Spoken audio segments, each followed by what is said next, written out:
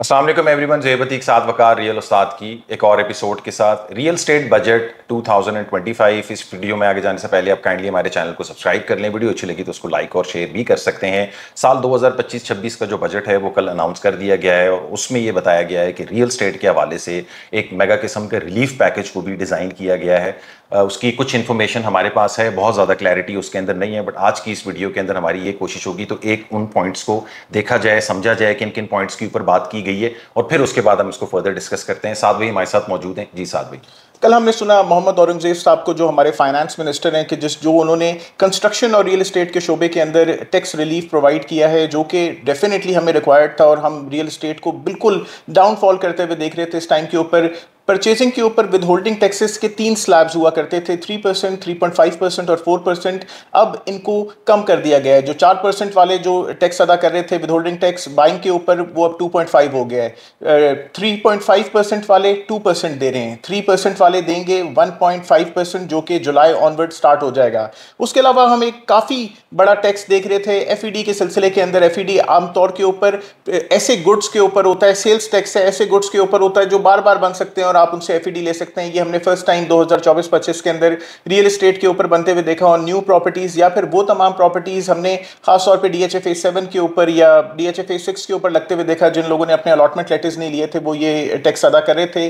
तो एफईडी भी 3, 5 एंड 7% हुआ करती थी on filer, late filer and non filer. वो अब अबॉलिश होने की तजवीज़ है। उसके अलावा हमने ये पता चला कि भाई वो तमाम लोग जो कि छोटा घर बनाना चाहते हैं या छोटा घर खरीदना चाहते हैं, 5 मरला, 7 मरला, 8 मरला, ये मैक्सिमम 10 मरले तक उन लोगों को टैक्स क्रेडिट मिलेगा। और उसके अलावा 2000 स्क्वायर फीट के अपार्टमेंट्स या फिर उससे छोटे अपार्टमेंट्स को भी टैक्स क्रेडिट मिलेगा।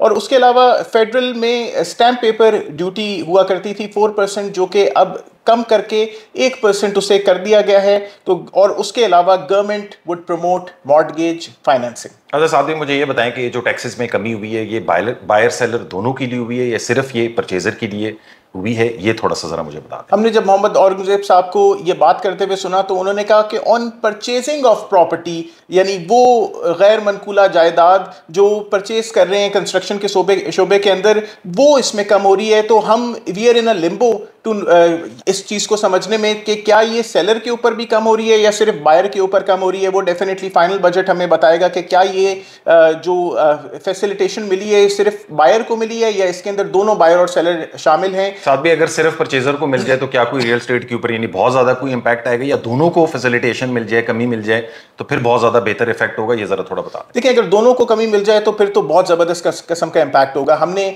ओवरऑल जब भी हमने रियल एस्टेट के बजट्स देखे, डिफरेंट गवर्नमेंट के हमने बजट्स देखे, तो हमने हमेशा ये देखा कि हमेशा जो एडवांस टैक्स, जब से एडवांस टैक्स लगा है, इससे पहले गेन टैक्स हुआ करता था और विद होल्डिंग टैक्स हुआ करता था ऑन परचेजर, और सेलर के ऊपर गेन टैक्स होता था। गेन टैक्स हमेशा कम होता था, परचेजिंग टैक्स हमेशा ज़्यादा होता था। इस टाइम के ऊपर लास्ट ईयर के अंदर हमने दोनों को इक्वल देखा कि 3%, 3.5% और 4% सेलर भी दे रहा है और 3%, 3.5 और 4% परचेजर भी दे रहा है। मोहम्मद औरंगजेब साहब का ये कहना कि ये सिर्फ परचेजर के लिए या ऑन परचेज ऑफ प्रॉपर्टी, ये एक शक क्रिएट करता है मार्केट के अंदर। इसका ये इंपैक्ट होगा कि डेफिनेटली हम रियल एस्टेट के अंदर तेजी आते हुए देखते हैं जुलाई ऑनवर्ड्स, लेकिन वो तेजी देर पा नहीं होगी अगर ये सेलर के ऊपर ना लगाया गया, रिलैक्सेशन उनको ना दी गई। अच्छा साथ भी बैंक मॉर्गेज की बात की गई है कि रियल एस्टेट में आप जो है वो घर और अपार्टमेंट्स वगैरह जो है उनको मॉर्गेज करा सकेंगे, पैसे आपको बैंक दे देगी और आप फिर बैंक को जो है वो इंस्टॉलमेंट्स के अंदर देते रहें और आप अपना घर कर लें। ये इससे पहले भी इमरान खान की गवर्नमेंट के अंदर ये पॉलिसी लेके आई थी और ये काफ़ी फ्रूटफुल रही थी।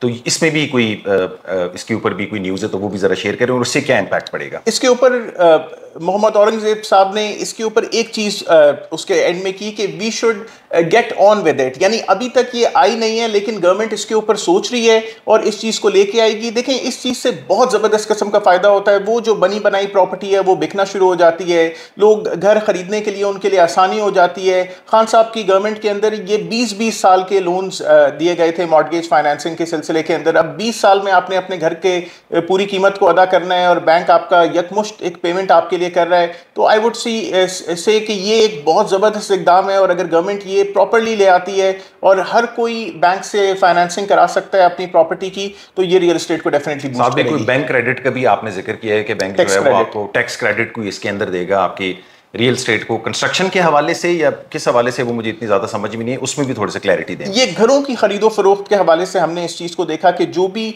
10 मरला या उससे कम का घर या फिर 2000 स्क्वायर फीट का अपार्टमेंट या फिर उससे छोटा अपार्टमेंट अगर आप उसकी बाइंग करेंगे तो उसके अंदर आपको टैक्स क्रेडिट मिलेगा। टैक्स क्रेडिट इज, यानी सबसे पहले हमें पता होना चाहिए कि भाई ये टैक्स क्रेडिट क्या है। Money that tax payer can subtract directly from the tax they owe, यानी अगर आपने ये प्रॉपर्टी खरीदी, इसके ऊपर कोई विदहोल्डिंग टैक्स दिया, तो आपने अगर 1 लाख रुपए का टैक्स देना है, 30,000 रुपए आपने विदहोल्डिंग टैक्स अदा किया है, तो भाई आप 70,000 रुपए का टैक्स दे दें, डायरेक्टली विड्रॉ कर लें, तो गवर्नमेंट आपको टैक्स क्रेडिट इसके अंदर ऑफर कर रही है। अच्छा साथ भी रियल स्टेट जो सेक्टर है हमारा पाकिस्तान का, उसकी ड्राइविंग फोर्स में एक बहुत बड़ी फोर्स जो है वो आपके नॉन फाइलर्स हैं, यानी वो पैसा जो कि रेगुलेटेड नहीं होता है, तो उनके लिए क्या है, सख्तियां हैं या कोई आसानी क्रिएट कर दी है, क्योंकि रियल स्टेट सेक्टर जो है वो ये इस पैसे से भी बहुत ज़्यादा इम्पैक्ट होता है, ये ज़रा बताएं। बिल्कुल, नॉन फाइलर के लिए गवर्नमेंट ने बिल्कुल सख्ती की है इस मामले के अंदर। वो कोई भी प्रॉपर्टी, कोई भी गैर मनकूला जायदाद नहीं खरीद सकता, मनकूला भी नहीं खरीद सकता है, यानी गाड़ी भी नहीं ले सकता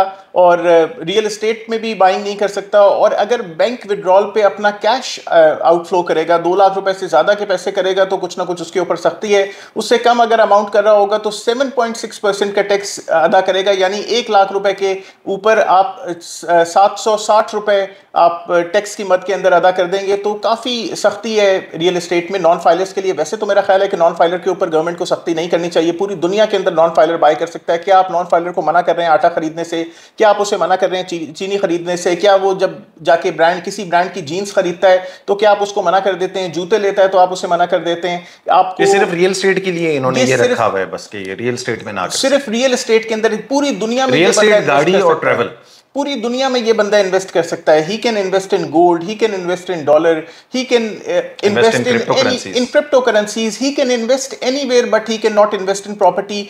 most of the real estate, it is an open secret that most of the real estate consists of black money. मैं ये नहीं कह रहा कि हर नॉन फाइलर ब्लैक मनी का होल्डर है, लेकिन अगर आप इससे टैक्स लेके इसको प्रॉपर्टी खरीदो फरोख्त की इजाज़त दे देंगे, तो जैसे ये कोई प्रॉपर्टी खरीदे, इसको 10 दिन बाद एक नोटिस भेजें कि भाई आपने प्रॉपर्टी खरीदी है, आए बेटा ज़रा फाइलर करा। साथ भी एंड में कुछ कंक्लूसिव कुछ 1-2 जुमले आप बताएं कि ओवरऑल जो ये पॉलिसीज आ रही हैं, इसको आइंदा आने वाला साल रियल एस्टेट के पॉइंट ऑफ व्यू से आप किस तरीके से देख रहे हैं इसको? देखिए, आइंदा आने वाला साल, जैसे कि गवर्नमेंट ने इस साल के शुरू में कहा था कि 2025 रियल एस्टेट का साल होगा। हाँ, इन चेंजेस से, या अगर ये बजट एज इट इज़ आता है, हम दुआ करते हैं कि इसके अंदर सेलर के लिए भी कोई मामला हो, तो इसके हवाले से ज़रूर रियल एस्टेट हम ग्रो करते हुए देखेंगे। मैं एक्सपेक्ट करता हूँ कि जुलाई ऑनवर्ड्स हम रियल एस्टेट के अंदर एक काफ़ी तगड़ी ग्रोथ आते हुए देखते हैं। अगर चीज़ें एज इट इज़ रही, FED अबॉलिश हो गया, टैक्सेस इतने कम हो गए। जरदारी साहब के दौर में, जब जरदारी साहब की गवर्नमेंट थी, it was 1% on purchase of property, this is 1.5%। So I would say it is commendable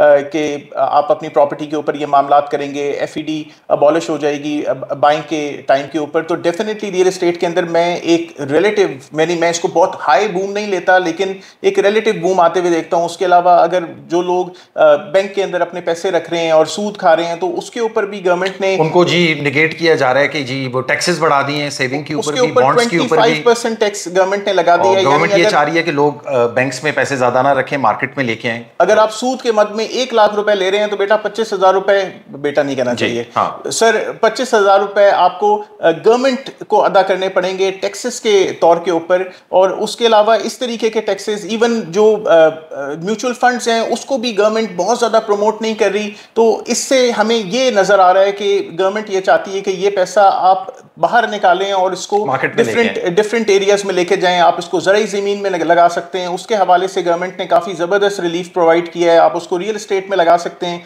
real estate में मैं रिलीफ आते हुए देख रहा हूँ। उसके अलावा और भी बहुत ज़बरदस्त जगह हैं कि जहाँ पे आप अपने पैसे को उस तरीके से आप इन्वेस्ट कर सकते हैं और ज़बरदस्त फ़ायदा उठा सकते हैं। One thing I would like to add कि ये मार्केट देर पा नहीं होगी, यानी ये जो हाई मार्केट होगी जुलाई ऑनवर्ड्स आप इसको आते हुए देखेंगे। ये जब भी शुरू होगी ये तकरीबन 2-2.5 महीने से ज़्यादा तेज़ मार्केट नहीं होगी। इस मार्केट को फर्दर मोर रिलीफ चाहिए। बहुत सारी रियल एस्टेट ब्लैक मनी के ऊपर चलती है। नॉन फाइलर को भी अगर गवर्नमेंट रिलीफ दे तो रियल एस्टेट वाकई बूम करेगी, गवर्नमेंट ज़्यादा टैक्स कमा सकेगा। और अगर आप उनको प्रॉपर्टी या गाड़ियां खरीदने देखें, हमने गाड़ियों पर भी 18% टैक्स इंक्रीज होते हुए देखा है नई गाड़ियों के ऊपर। तो इसका मतलब है कि गाड़ियां भी भाई सस्ती नहीं हो रही। तो अगर आप रियल एस्टेट में नॉन फाइलर को लेकर आएंगे तो डेफिनेटली आप उसको फाइलर कर लें, आपका जो फाइलिंग की शरह है वो भी 10% से ग्रो करेगी और आप मुमकिन है कि इंशाल्लाह 15% के ऊपर आ जाएंगे।